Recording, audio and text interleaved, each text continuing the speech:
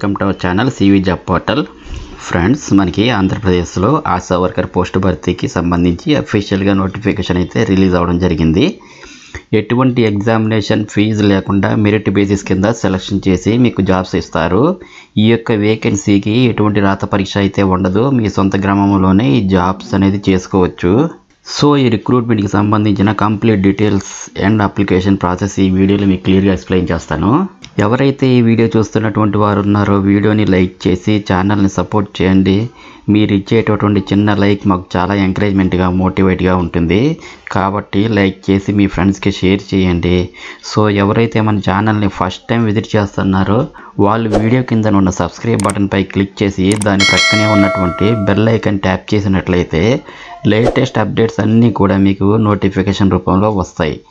Friends, ఆంధ్రప్రదేశ్లో ASHA worker post భర్తీకి సంబంధించి ప్రస్తుతానికి district medical and health office Parvathipuram district నుండి అఫీషియల్గా నోటిఫికేషన్ అయితే రావడం జరిగింది. ఈ విధంగా జిల్లాల వారీగా ఫర్దర్గా మనకు నోటిఫికేషన్స్ అయితే వస్తాయి. సో మీ జిల్లా అనేది ఏంటి అనేది ఈ వీడియోని లైక్ చేసి కామెంట్ సెక్షన్లో తెలియజేయండి. మీ డిస్ట్రిక్ట్లోకి రిలీజ్ అయ్యేటటువంటి ఆశా వర్కర్ పోస్టులకి సంబంధించి నోటిఫికేషన్ వస్తే నేను మీకు తెలియపరుస్తాను. ఓకే, ఇప్పుడు ఈ నోటిఫికేషన్ సంబంధించి ఈ పోస్ట్కి అప్లికేషన్ అయితే పెట్టుకోవాలి. ఈ మంత్ 12th ఆఫ్లైన్లో ఈ అప్లికేషన్ అయితే పెట్టుకోవాల్సి ఉంటుంది. ఈ పోస్టులు కాంట్రాక్ట్ లేదా అవుట్ సోర్సింగ్ పోస్టులు కదా, పర్మనెంట్ కాదు కదా అని అవసరం లేదు. ప్రస్తుతం గవర్నమెంట్ ఎక్కువగా కాంట్రాక్ట్ లేదా అవుట్ సోర్సింగ్ పోస్టులు ఎక్కువగా తీసుకుంటున్నారు.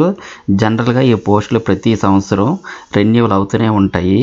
ఎందుకంటే ప్రతిసారి కొత్త వారిని రిక్రూట్ చేసుకుంటే ఎక్స్పీరియన్స్డ్ క్యాండిడేట్స్ దొరకరు కదా. అలాగే ఈ పోస్టులకి సెలెక్ట్ అయ్యే ఎక్స్పీరియన్స్ సంపాదించే ఇంకా మంచి మంచి జాబ్స్కి సెలెక్ట్ అవ్వాలని ఆశిస్తున్నాను. ఫ్రెండ్స్, మరి ఈ నోటిఫికేషన్ చూసుకున్నట్లయితే జిల్లా వైద్య ఆరోగ్య శాఖాధికారి వారి కార్యాలయం పార్వతీపురం మన్యం జిల్లా నుండి 4/1/2024 ఈ నోటిఫికేషన్ అయితే విడుదలవడం జరిగిందండి. ఈ నోటిఫికేషన్ ప్రకారం పార్వతీపురం మన్యం జిల్లాలోని అన్నవరం ప్రాథమిక ఆరోగ్య కేంద్రం పరిధిలో ఉన్నటువంటి అంపిలి సచివాలయ పరిధిలో ఆశా కార్యకర్తగా పనిచేయటకు గాను ఈ నియామకాలు జరుపుటకు అనుమతించి ఈ నోటిఫికేషన్ అయితే రిలీజ్ చేయడం జరిగిందండి. అసలు నోటిఫికేషన్ ఎందుకు రిలీజ్ చేయవలసి వచ్చిందని అంటే, ఈ సచివాలయ పరిధిలో ఉన్నటువంటి ఆశా కార్యకర్త ఒకరు రిజైన్ చేసిన కారణంగా జిల్లా కలెక్టర్ వారి ఆదేశాలను అనుసరించి తిరిగి నోటిఫికేషన్ అనేది రిలీజ్ చేయడం అనేది జరిగిందండి. ఈ పోస్ట్కి అయితే తప్పనిసరిగా స్త్రీ అభ్యర్థులు మాత్రమే అప్లై చేసుకోవాల్సి ఉంటుందండి.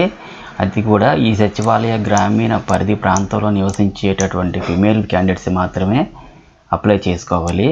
అలాగా ప్రిఫరెన్స్ ఎవరికి ఇస్తున్నారంటే వివాహితులు మరియు వితంతువులు, విడాకులు తీసుకున్నటువంటి స్త్రీలకు మాత్రమే ఈ పోస్ట్కి అప్లై చేసుకోవడానికి అయితే అవకాశం అయితే ఉంటుందండి.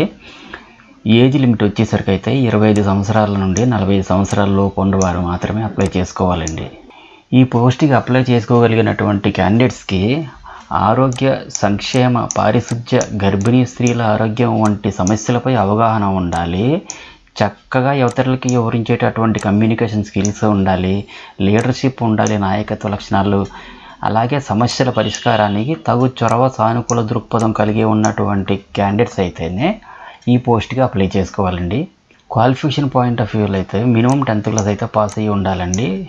అలాగే 10th క్లాస్తో పాటు ఇంటర్మీడియట్ కూడా ఉంటే ప్రిఫరెన్స్ ఇస్తారు వాళ్ళకి. నెక్స్ట్ ఏంటంటే తెలుగు బాగా చదవడం, రాయడం కూడా తప్పనిసరిగా రావాలని ఈ నోటిఫికేషన్లో మెన్షన్ చేశారు.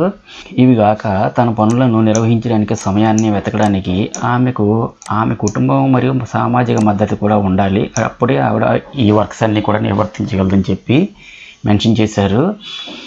నెక్స్ట్ ఈ అప్లికేషన్తో పాటు దత్త చేయవలసినటువంటి డాక్యుమెంట్స్ ఏటేటి ఉన్నాయంటే 10th క్లాస్ సర్టిఫికేట్ కాపీ ఒకటి పెట్టాలండి. ఒకవేళ ఇంటర్మీడియట్ క్వాలిఫికేషన్ ఉంటే అది కూడా పెట్టుకోవచ్చు. అలాగే నివాస ధృవీకరణ పత్రం, తహసీల్దార్ చేత జారీ పడినటువంటి రెసిడెంట్ సర్టిఫికేట్ ఒకటి పెట్టాలండి. నెక్స్ట్ రేషన్ కార్డు ఉంటే రేషన్ కార్డు పెట్టాలి. బీపీఎల్ కార్డు ఉంటే బీపీఎల్ కార్డు కూడా సబ్మిట్ చేయాలండి. అలాగే ఓటర్ కార్డు, ఆధార్ కార్డు తాలూకా జెరాక్స్ కాపీస్ అన్నీ కూడా ఈ అప్లికేషన్తో పాటు అటాచ్ చేయాలి. ఇవన్నీ అటాచ్ చేసి అప్లికేషన్ని ఈ నెల 12/1/2024 సాయంత్రం 5 గంటల లోపు వర్కింగ్ అవర్స్లో మాత్రమే సంబంధిత వైద్యాధికారి అన్నవరం ప్రాథమిక ఆరోగ్య కేంద్రం నందు దరఖాస్తు నేరుగా అందజేయాలండి.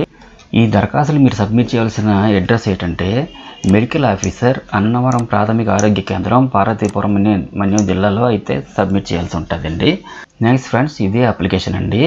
ఈ అప్లికేషన్ మీరు ఎలా ఫిల్అప్ చేయాలో మీకు ఒకసారి ఎక్స్ప్లెయిన్ చేస్తాను. ఫస్ట్ ఈ అప్లికేషన్లో మీ ఫోటో ఒకటి ఇక్కడ అటాచ్ చేయాలండి. నెక్స్ట్ మీ యొక్క గ్రామం, సచివాలయం పేరు కూడా ఇక్కడ రాయాలండి. అభ్యర్థి పేరు ఉన్న చోట క్యాండిడేట్ నేమ్ బ్లాక్ లెటర్స్లో రాయాలి. తర్వాత మీ భర్త పేరు లేదా మీ తండ్రి పేరు ఏది ఉంటే అది ఇక్కడ మెన్షన్ చేయాలండి. మీ అడ్రస్, ఇప్పుడు ప్రస్తుతం ఉన్నటువంటి అడ్రస్ ఇక్కడ మెన్షన్ చేయాలండి. తర్వాత రెసిడెన్స్ సర్టిఫికేట్ కూడా ఇక్కడ అప్లై చేయాలి. నెక్స్ట్ 10th క్లాస్ సర్టిఫికేట్ ప్రకారం మీ డేట్ ఆఫ్ బర్త్ని ఇక్కడ మెన్షన్ చేయాలి.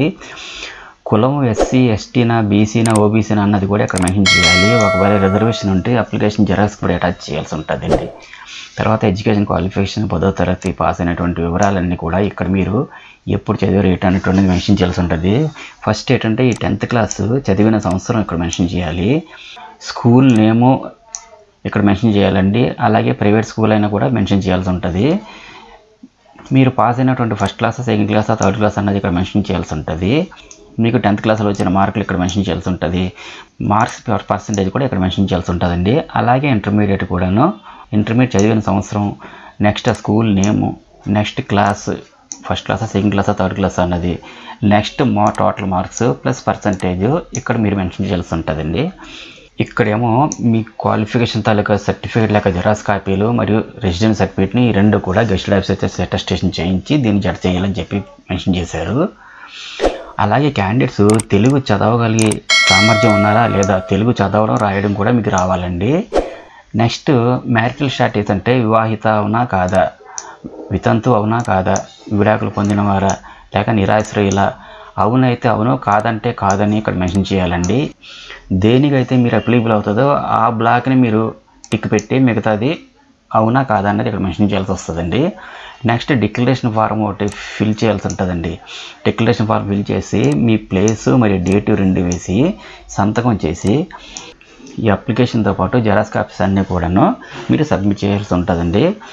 ఫ్రెండ్స్, ఎలిజిబిలిటీ ఉండే అభ్యర్థులు అన్ని రిక్వైర్డ్ సర్టిఫికేట్స్ యొక్క జెరాక్స్ కాపీలు సెల్ఫ్ అటెస్ట్ చేసినటువంటి అప్లికేషన్కి జత చేసి 12/1/2024లోగా సబ్మిట్ చేయాలండి.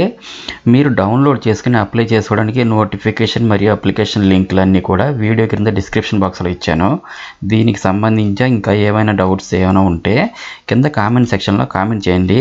అలాగే నేను ఇచ్చిన ఇన్ఫర్మేషన్ మీకు నచ్చినట్లయితే దయచేసి మర్చిపోకుండా వీడియోని లైక్ చేసి మీ ఫ్రెండ్స్తో కూడా ఇన్ఫర్మేషన్ షేర్ చేసి మరో నలుగురికి ఉపయోగపడేలా చేస్తారని ఆశిస్తూ మరో మంచి వీడియోతో కలుద్దాం. Have a nice day. Thank you so much for watching.